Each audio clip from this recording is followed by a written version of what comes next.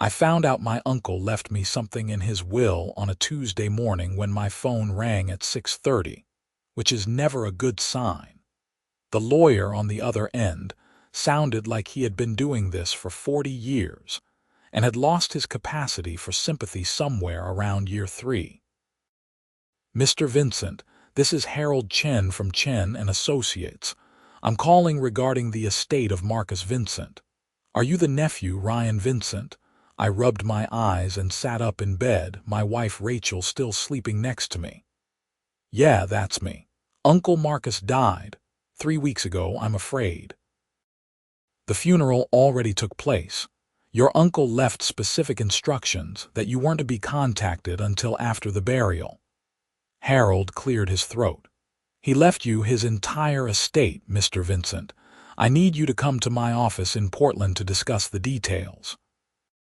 That's how I ended up driving from Seattle to Portland on a Thursday, taking the day off from my job as a software engineer to deal with an inheritance I never expected. Uncle Marcus and I hadn't been close. He was my father's brother, and after my dad passed away 10 years ago, Marcus and I exchanged Christmas cards, and that was about it. I knew he lived alone in some small town outside Portland, worked as an accountant his whole life, never married, no kids. Harold's office was in a strip mall between a nail salon and a tax preparation place. The man himself was exactly what I pictured. 60-something, reading glasses on a chain, cardigan sweater despite it being May. "Your uncle's estate is relatively straightforward," Harold said, sliding a folder across his desk. "His house, his savings, some investments, total value around $400,000. However, there's one asset that's a bit unusual." "Unusual how?" "Your uncle owned a private road. Oakmont Lane. It's a quarter-mile stretch that connects a housing development called Oakmont Estates to the main highway. According to the deed, Marcus's grandfather built the road in 1952 and maintained ownership. Your uncle inherited it in 1978. I stared at him. "A road. He owned a road." "That's correct. The property includes the road itself and about 10 feet on either side, running the full quarter-mile. It's all legally documented." Harold pulled out another document. "Here's where it gets interesting. The Oakmont Estates Homeowners Association has been using this road as the primary entrance to their development for decades. Based on the correspondence in your uncle's files, they appear to believe it's a public road maintained by the county." Something in his tone made me pay closer attention. "But it's not. It most certainly is not. It's private property.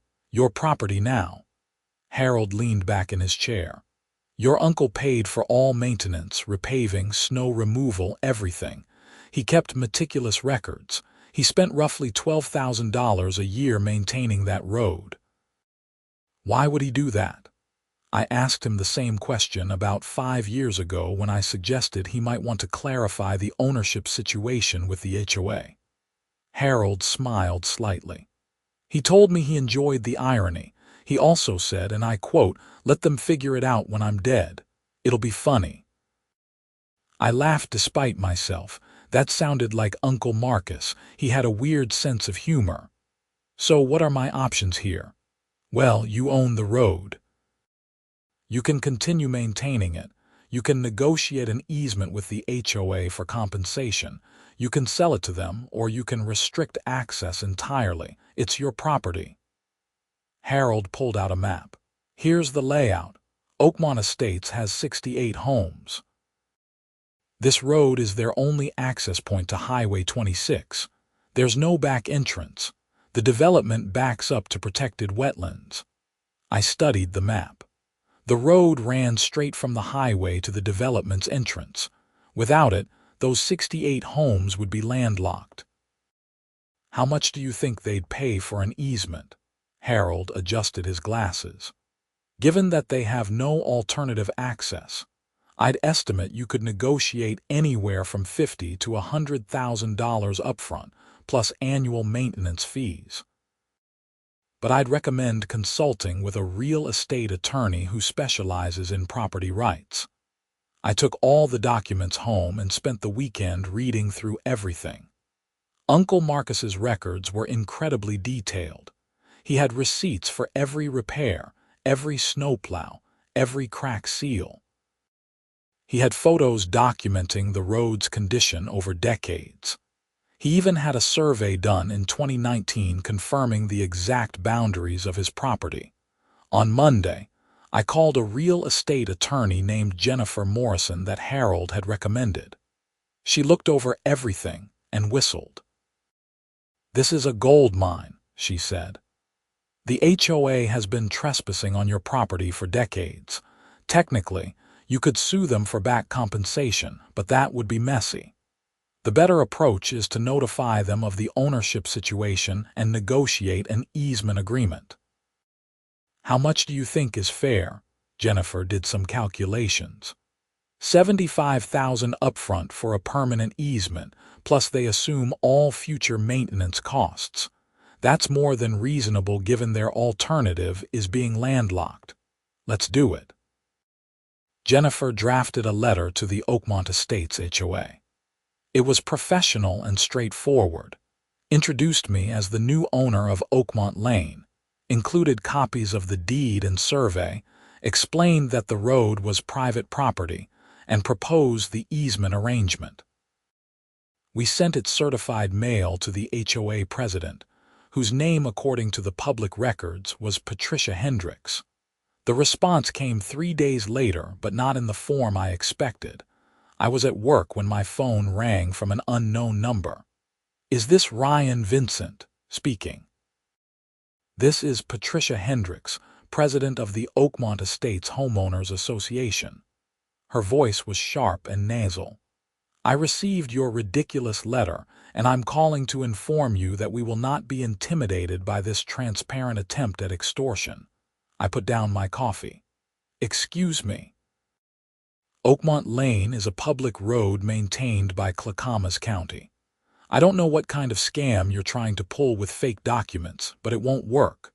I've already contacted the county and they're investigating this fraud. Mrs. Hendricks, I assure you those documents are authentic. My uncle owned that road since 1978 and his grandfather built it in 1952. It's never been a public road. That's absurd. We've used that road for 40 years. If your uncle supposedly owned it, why didn't he say something? I can't speak to his reasoning, but the legal facts are clear. I own the property and I'm offering you a very reasonable easement agreement. We're not paying you a single penny. This is extortion and I'm reporting you to the police. She hung up. I sat there staring at my phone. Jennifer had warned me that some HOAs could be difficult, but I hadn't expected outright denial. I called Jennifer and filled her in. She sighed. Classic HOA response. They'll come around once they verify the documents. Give it a few days. Those few days turned into 2 weeks of silence. Then I got a call from a county clerk named Dave who sounded confused. "Mr. Vincent, I'm calling from the Clackamas County Road Department. We've had some inquiries about Oakmont Lane. I've pulled all our records and I need to confirm something. Do you claim to own this road?" "I do own it." "I have the deed and survey. My attorney can send you copies." "Please do, because according to our records, that road has never been part of the county system. We don't maintain it, we've never maintained it, and we have no jurisdiction over it. But the HOA president seems to think we do." "She told me the same thing," Dave laughed. "Yeah, she's called here about 6 times. I kept telling her we have no record of that road, but she insisted we were wrong. I finally pulled records going back to 1950. That road doesn't appear anywhere. If you own it, that makes sense. I'll have my attorney send everything over." Jennifer sent the documents to the county, and Dave confirmed everything was legitimate. He even sent me a letter on county letterhead stating that Oakmont Lane was private property and not part of the county road system. Armed with this, Jennifer sent a second letter to Patricia Hendricks and the HOA board. This one included the county's confirmation and reiterated the easement offer. We also added a deadline. Respond within 30 days or we'd proceed with restricting access to the road. The response came in the form of a lawsuit. The Oakmont Estates HOA sued me in circuit court, claiming adverse possession of the road. Their argument was that they'd used the road openly and continuously for more than 40 years, and therefore had acquired legal ownership through adverse possession. Jennifer read the complaint and shook her head. This won't work. Adverse possession requires that the use be hostile, meaning without the owner's permission. Your uncle maintained the road the entire time. He clearly knew about their use and implicitly permitted it. That defeats their adverse possession claim. So what do? We file a motion to dismiss and a counterclaim for trespassing. This is going to cost them a lot more in legal fees than just paying you the $75,000. The legal process moved slowly. We filed our motion to dismiss in August, and the hearing wasn't scheduled until October. In the meantime, I kept getting hostile calls from Oakmont Estates residents. A man named Gregory called and screamed at me for 10 minutes about how I was trying to steal their road. A woman named Susan left a voicemail saying I should be ashamed of myself for harassing hardworking families. Someone named Todd sent me an email with the subject line, "Scam Artist," that was entirely in caps lock. I stopped answering unknown numbers. In September, things escalated. I drove down to check on the road, which I'd been doing monthly. When I got there, I found that someone had spray painted over the street sign. Instead of Oakmont Lane, it now read Public Road. There was also a flyer taped to the signpost. It showed a crude drawing of me labeled "Scam Artist Ryan Vincent" and encouraged residents to stand up to extortion. I took photos of everything and sent them to Jennifer. "This is harassment," she said. "Document everything. If it continues, we can file a police report." It continued. The next time I visited, someone had dumped a pile of garbage at the entrance to the road, right where my property started. The time after that, I found nails scattered across the pavement. One of them punctured my tire. I filed a police report. The deputy who took my statement was sympathetic but not optimistic. Unless you catch them in the act or have video, there's not much we can do. You might want to install cameras. I installed cameras at both ends of the road. They were the good kind, high definition with night vision and motion detection. I checked the footage every few days. The October hearing finally arrived. Jennifer and I sat at the plaintiff's table in the Clackamas County Circuit Court. On the other side were Patricia Hendricks, 2 other HOA board members, and their attorney, a nervous-looking guy in his 30s named Brandon Mills. Judge Catherine Shaw presided. She was in her 50s, no nonsense, and she'd clearly read all the briefs. "Mr. Mills, I've reviewed your adverse possession claim and I have significant concerns. Can you explain how your client's use of this road was hostile when the owner was actively maintaining it the entire time?" Brandon stood up, smoothing his tie. "Your Honor, our clients believed in good faith that the road was public property. They had no knowledge of Mr. Vincent's uncle's ownership claim.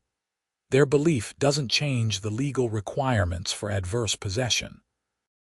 The use must be hostile to the owner's interests. If Mr. Vincent's uncle was maintaining the road, he was clearly aware of their use and permitting it. That's not hostile use. Your Honor, we'd argue that maintaining the road doesn't necessarily indicate permission. Perhaps Mr. Vincent's uncle was simply maintaining his property without intending to grant permission." Judge Shaw looked skeptical. "Do you have any evidence that Mr. Vincent's uncle ever objected to the use or attempted to restrict access?" No, Your Honor, but the absence of objection doesn't equal permission in adverse possession cases. Actually, Mr. Mills, in Oregon it does. Oregon law requires that the adverse possessor's use be hostile and under a claim of right. If the true owner is actively maintaining the property and taking no action to exclude the adverse possessor, that demonstrates permission, which defeats the hostility requirement. Judge Shaw looked at the documents in front of her. Furthermore, Mr. Vincent's uncle kept detailed maintenance records. These records demonstrate continuous ownership and control over the property. I'm granting the motion to dismiss. Patricia Hendricks made a noise that sounded like a strangled cat. Judge Shaw continued. I'm also going to address Mr. Vincent's counterclaim for trespassing. Mrs. Hendricks, as HOA president, you've been properly notified of Mr. Vincent's ownership. Continued use of the road without permission or an easement agreement constitutes trespassing. I'm ordering your HOA to cease using Oakmont Lane within 30 days unless you reach an agreement with Mr. Vincent. Patricia jumped to her feet. Your Honor, that's impossible. That's our only road. You can't just cut off 68 families from their homes, Mrs. Hendricks, please sit down. This court doesn't have the authority to force Mr. Vincent to grant you an easement. This is a private property dispute. If you need access to your homes, I suggest you negotiate with Mr. Vincent in good faith. From what I've seen, he's made very reasonable offers that you've rejected. Judge Shaw banged her gavel. Motion to dismiss granted. Counterclaim for trespassing granted. You have 30 days. Court adjourned. We walked out of the courthouse and Jennifer was grinning. That went even better than I expected. They're going to have to negotiate now. You think so? Patricia seems pretty stubborn. She doesn't have a choice. If they don't reach an agreement with you in 30 days, you can legally block the road. Every single resident will be trapped. The HOA's insurance company will force them to settle. Jennifer was right. 3 days after the hearing, Brandon Mills called her to discuss settlement terms. But the offer was insulting. $20,000 upfront and $5,000 per year for maintenance. Jennifer countered with our original offer, $75,000, and they assume all maintenance. Brandon said he'd take it to the board. Another week passed. Then I got an email from someone named Deborah Chen, a resident of Oakmont Estates. Unlike the previous hostile messages, this one was apologetic. Mr. Vincent, I'm writing to apologize for the HOA's behavior. Many of us residents had no idea this dispute was happening until after the court hearing. Patricia and the board kept it quiet. When we found out what she's been doing, and that she spent over $30,000 of our HOA fees on a lawsuit that had no chance of winning, we were furious. I wanted you to know that an emergency meeting has been called to recall the board. We're hoping to negotiate a fair agreement with you. Again, I'm very sorry for the harassment you've endured. That was encouraging. I forwarded it to Jennifer. The emergency HOA meeting happened on a Tuesday night. I wasn't invited, but Deborah sent me an update afterward. Patricia and the entire board had been recalled and replaced. The new president was a retired engineer named Martin Foster. His first action was to accept our easement terms. We finalized the agreement in November. $75,000 for a permanent easement. The HOA assumed all future maintenance and liability for the road, and they agreed to remove all the hostile flyers and repair any damage to the property. The check cleared the week before Thanksgiving. Jennifer took her fee, and I was left with a little over $60,000 after taxes and expenses. But the story didn't end there. In December, I got a call from Martin Foster. Mr. Vincent, I wanted to personally thank you again for being reasonable about this easement. I also wanted to give you a heads up about something we discovered. What's that? When we took over the board, we did a full audit of the HOA finances. Patricia had been spending money on all sorts of unauthorized expenses, including that lawsuit, but we also found something worse. She'd been embezzling from the HOA reserve fund. I sat up straighter. How much? Over $120,000 over the past 6 years. She was writing checks to a fake landscaping company, but the company was just her husband's bank account. We've reported it to the police. I thought you should know, especially given how she treated you. Wow, thanks for telling me. There's one more thing. During the audit, we found records of all the harassment incidents, the garbage dumping, the nails, the spray paint. Patricia organized all of it. She recruited some residents to help, and she documented everything in emails. We've turned those over to the police too. In January, Patricia Hendricks was arrested and charged with felony embezzlement and criminal mischief. Her husband was charged as an accomplice.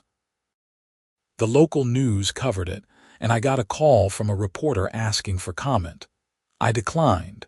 The case went to trial in March. I attended one day out of curiosity. Patricia looked different from the furious woman I'd seen in court months earlier. She looked small and tired, sitting at the defendant's table in an ill-fitting suit. The prosecutor laid out the evidence methodically. Patricia had created a shell company called Greenscape Services in 2019. She'd submitted invoices to the HOA for landscaping work that was never performed. The checks went to an account in her husband's name. Over 6 years, she'd stolen $123,000. On top of that, the prosecutor presented the emails organizing the harassment campaign against me. Patricia had written things like, "We need to make Vincent so miserable he gives up," and "Can someone dump trash at the entrance to his precious road?" 3 residents testified that Patricia had pressured them into participating.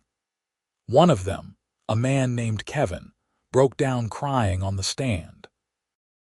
She said if we didn't fight this guy, we'd all lose our homes. She made it sound like life or death. I dumped the garbage because I was scared.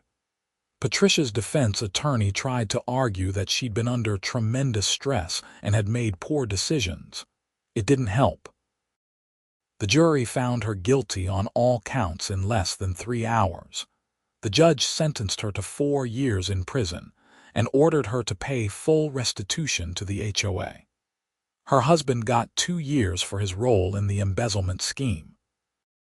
After the sentencing, Martin Foster approached me in the courthouse hallway. "Justice served," he said, shaking my hand. "I'm sorry you got caught up in Patricia's mess. She was a nightmare even before this road situation. This just pushed her over the edge. How's the HOA doing now?" "Much better. We've got the finances straightened out. We're recouping some of the stolen money through Patricia's assets, and we've implemented new oversight procedures. The road easement you granted us was actually a good price. We had an engineer assess what it would cost to build an alternative access road, and it would have been close to $2 million, plus environmental permitting for the wetlands. You saved us a fortune." I drove home that day thinking about Uncle Marcus and his weird sense of humor. He'd maintained that road for decades, paying out of pocket, knowing full well that an HOA was using it and thinking it was public property. He could have said something at any time, but he chose not to. He chose to leave it as a problem for after he was gone, as one last joke.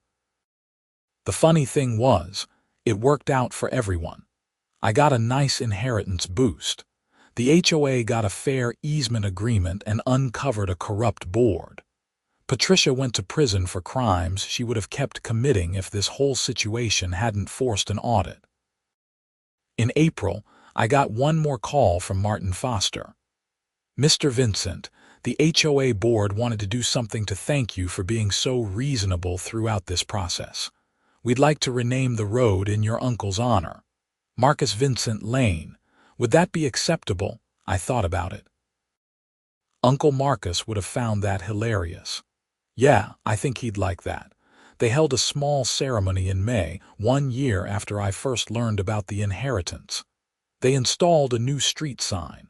Marcus Vincent Lane, Private Road, ESD, 1952. About 30 residents showed up, including Deborah Chen and several others who'd sent me apologetic emails after Patricia's recall. Martin gave a short speech about learning the importance of verifying assumptions and treating people fairly. Deborah added comments about community responsibility and not blindly following bad leadership.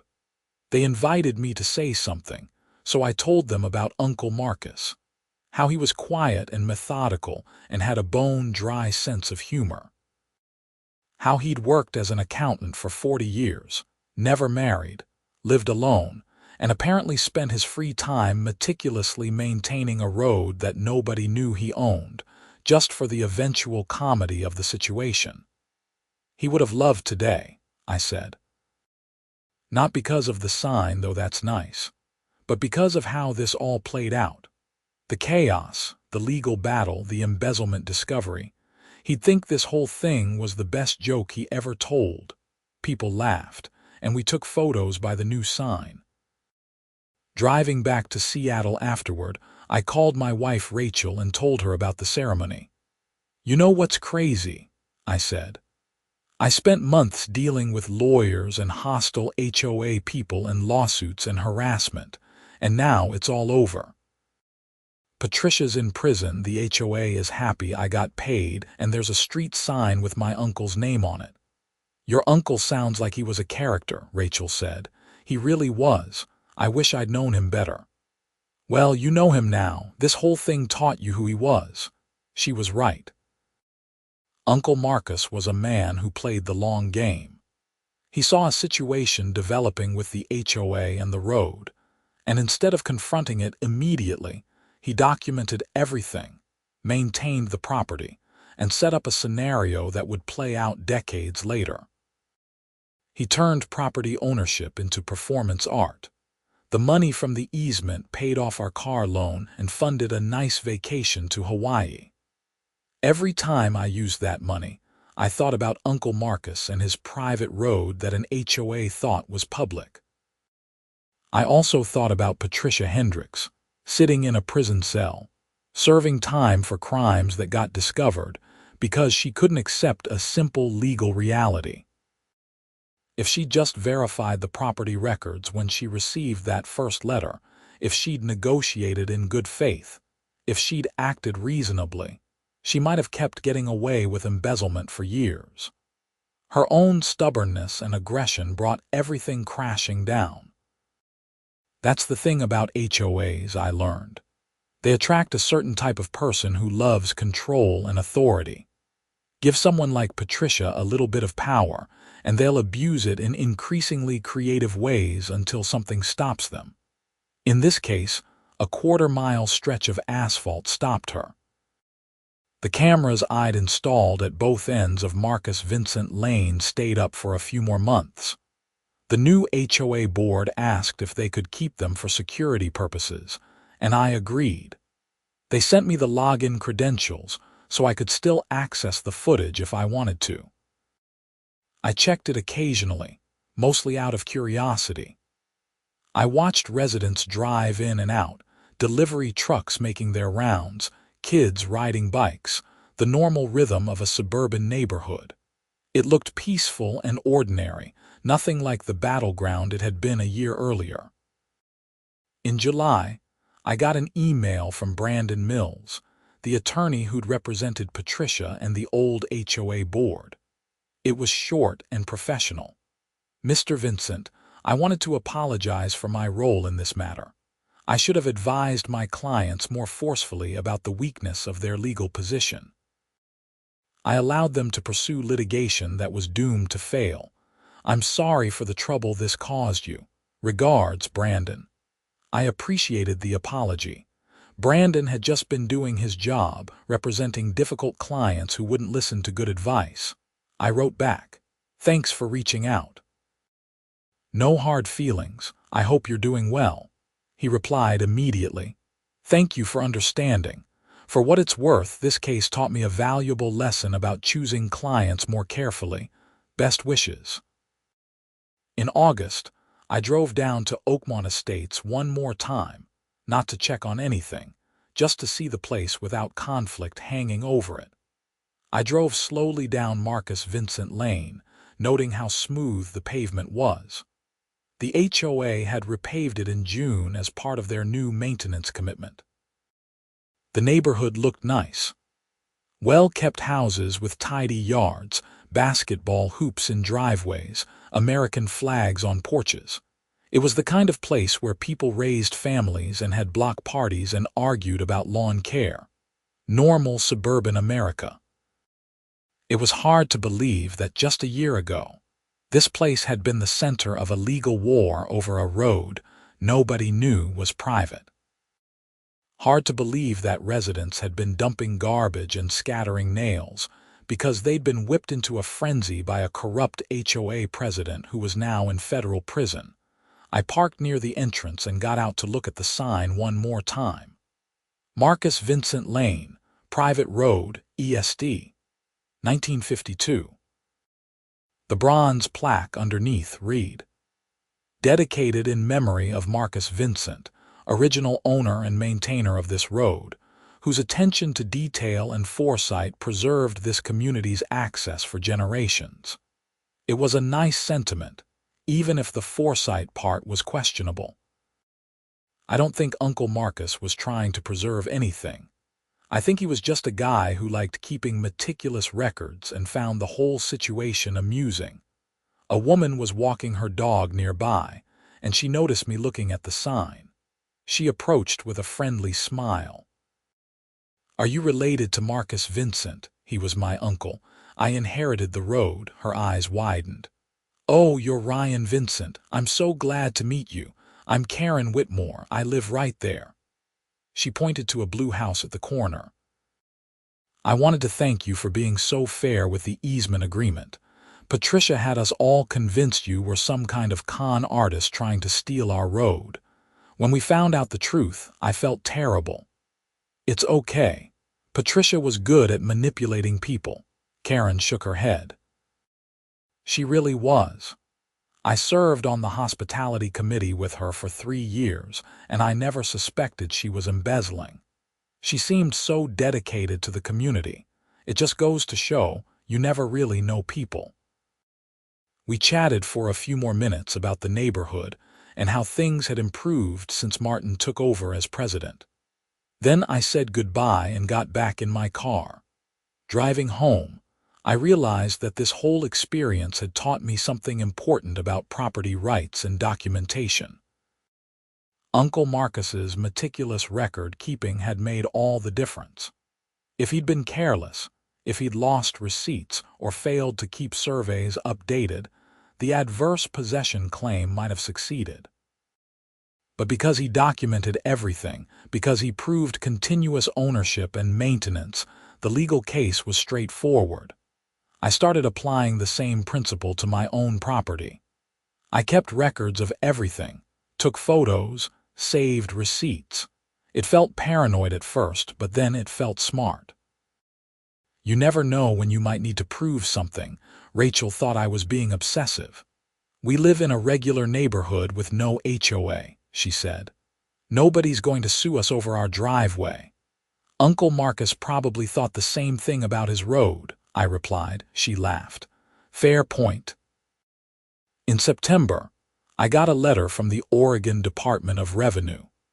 Apparently, because I owned property in Oregon, I needed to file state taxes there in addition to my Washington taxes. It was a minor headache involving forms and calculations, and eventually a small check to Salem. I mentioned this to Jennifer Morrison during a follow-up call about closing out her files on the case. She laughed. "Welcome to multi-state property ownership. At least you got a good return on the property." True. $75,000 for a road I never asked for is pretty good. You could have gotten more, Jennifer said. If you'd played hardball, if you'd actually blocked the road and forced them to negotiate in desperation, you could have gotten $200,000 or more. They had no alternative. I thought about it, I admitted, but that felt cruel. These were just regular people who needed to get to their homes. It wasn't their fault Patricia lied to them. That's why you're a good person and not an HOA president, Jennifer said. I thought about that comment for a long time afterward. The difference between someone like me and someone like Patricia wasn't intelligence or ambition or even morality in the abstract. It was about how you treated people when you had power over them. Patricia had power over HOA funds and over residents who trusted her, and she abused that power in every way possible. I had power over a road that people needed, and I tried to be fair about it. That's what separated reasonable people from tyrants. Tyrants took every advantage, squeezed every drop of benefit from their position, and justified it by saying they deserved it or earned it or were just being smart. Reasonable people recognized that power was temporary and should be used carefully. Uncle Marcus could have been a tyrant about his road. He could have blocked it decades ago, sued the HOA, demanded payments. Instead, he quietly maintained it and let people use it, knowing the situation would eventually resolve itself one way or another. That wasn't weakness. That was confidence. In October, I attended a software engineering conference in Portland and decided to drive by Oakmont Estates one more time. It had been several months since my last visit, and I was curious to see if anything had changed. The neighborhood looked the same. The sign was still there, clean and well-maintained. The road surface was perfect, no cracks or potholes. The HOA was clearly taking their maintenance responsibilities seriously. I didn't stop this time, just drove through slowly. A few residents were out raking leaves or washing cars. Nobody paid any attention to me. I was just another car on Marcus Vincent Lane, unremarkable and anonymous. That felt right somehow. The road had gone from being a source of conflict to being exactly what it should be. A piece of infrastructure that worked quietly in the background, enabling people to live their lives without thinking about it. That was probably what Uncle Marcus had wanted all along. Not recognition or money or drama, but for the road to just be a road. The fact that he owned it was legally interesting but practically irrelevant as long as it was maintained and accessible. The easement agreement ensured that would continue forever. Future owners of my uncle's estate would have no say over the road. The HOA had permanent access rights in exchange for maintenance obligations. The road was effectively public now, even though technically it remained private property. In November, I got a Thanksgiving card from Martin Foster and the Oakmont Estates HOA board. It was a simple gesture, a photo of the neighborhood entrance with the Marcus Vincent Lane sign visible, and a handwritten note. Thank you for your fairness and patience. Wishing you and your family a wonderful Thanksgiving. I showed it to Rachel. That's nice, she said. See, being reasonable pays off in karma if not in cash. I got plenty of cash too, I pointed out. True, best of both worlds. We spent Thanksgiving with Rachel's family in Spokane, and over dinner, I told the whole story to her parents and siblings. They were fascinated by the idea of inheriting a road and the subsequent legal battle. Rachel's brother Mark was particularly interested in the adverse possession angle. He was a real estate agent in Spokane, and he'd dealt with property disputes before. The thing is, he said, most people don't understand property law at all. They make assumptions based on what seems reasonable rather than what's actually legal. That HOA assumed the road was public because it seemed like it should be public. They never checked. Exactly, I said. And when I told them the truth, they assumed I was lying because the truth didn't match their assumptions. That's human nature, Rachel's father added. People believe what's convenient to believe. The conversation moved on to other topics, but I kept thinking about that phrase. People believe what's convenient to believe. Patricia had believed she could embezzle money without getting caught because that was convenient. The HOA residents had believed Patricia's lies about me because that was more convenient than accepting they'd been wrong about the road. I believed Uncle Marcus had nothing to leave me because that was the convenient assumption based on our distant relationship. Convenient beliefs were dangerous. They let you ignore uncomfortable realities until those realities force themselves on you. Uncle Marcus, with his meticulous documentation and patient approach, had been the opposite of convenient. He dealt with reality on reality's terms. In December, I did my year-end financial planning and realized the easement payment had significantly improved our financial position. The $60,000 after fees and taxes had eliminated debt and built up our emergency fund. We were in the best financial shape we'd ever been in. We should do something meaningful with some of that money, Rachel said. A donation or something. Honor your uncle's memory. That was a good idea. I researched charities in the Portland area and found a legal aid organization that helped low-income people with property disputes. I made a donation in Uncle Marcus's name and included a note explaining the story. They sent back a thank you letter saying the donation would fund legal help for 3 families facing foreclosure. That felt right. Uncle Marcus had left me a windfall because he'd understood property law and kept good records. Using part of that windfall to help people who couldn't afford legal representation seemed like appropriate symmetry. Christmas came and went quietly. On New Year's Eve, Rachel and I were at a party in Seattle, and someone asked what my resolution was for the new year. I'm going to keep meticulous records of everything, I said. Property maintenance, financial transactions, important documents, everything.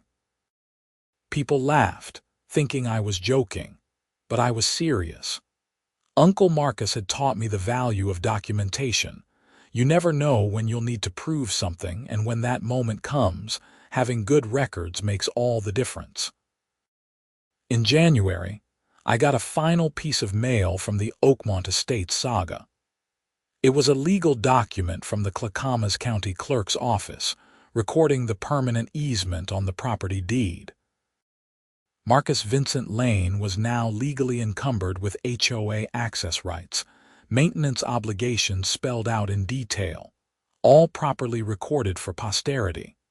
I filed it with all the other documents from the case. The folder was thick now, full of letters and legal briefs and surveys and photos. The entire story of a road that an HOA thought was public but wasn't.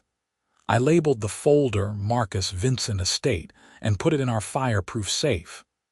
Someday, maybe decades from now, someone might need these documents. Maybe my kids or grandkids would inherit whatever remained of Uncle Marcus's estate. They'd open this folder and read about the road and the lawsuit and the embezzling HOA president.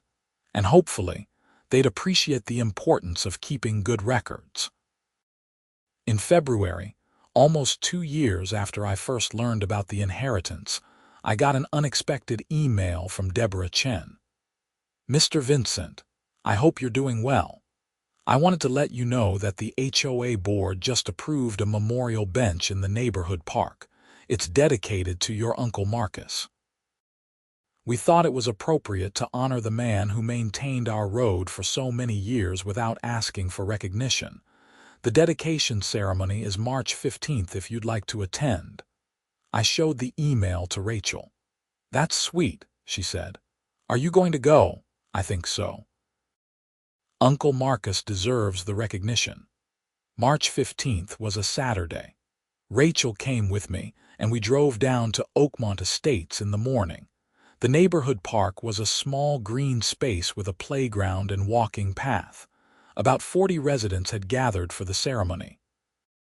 Martin Foster saw us arrive and came over to shake my hand.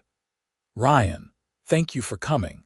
We really wanted to do something to honor your uncle's contribution to this community." The bench was beautiful, made of dark wood with a bronze plaque.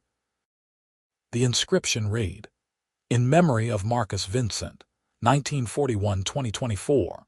For 46 years, he maintained this community's road with dedication and care, asking nothing in return. May we all serve with such quiet integrity." Martin gave a speech about community service and unrecognized contributions. Deborah spoke about the importance of discovering truth and correcting mistakes. Several longtime residents shared memories of seeing Marcus working on the road over the years, fixing potholes, clearing drains, always alone, always meticulous. Then they invited me to speak. I walked up to the bench and ran my hand over the smooth wood. "My Uncle Marcus was a private man," I said. "He didn't seek attention or praise. He did what he thought was right and kept excellent records of it." People chuckled at that last part. "He maintained this road for 46 years without telling anyone he owned it. I'll never know exactly why. Maybe he enjoyed the irony. Maybe he just thought it was the right thing to do. Maybe he was waiting for the perfect moment to reveal the truth." I paused. Whatever his reasons, he taught me something important. Do the right thing, document it carefully, and trust that eventually the truth will come out. It might take decades. It might not happen until after you're gone, but the truth has patience. After the ceremony, residents came up to thank me and share their own stories. Kevin, who'd cried on the witness stand about dumping garbage, apologized again in person. "I'm so sorry for what I did. Patricia manipulated all of us, but that's no excuse." "It's okay," I said. "You testified truthfully. That took courage." We took photos by the bench, and Rachel and I walked the park's perimeter path. It was a nice neighborhood, the kind of place where kids played outside and neighbors knew each other's names.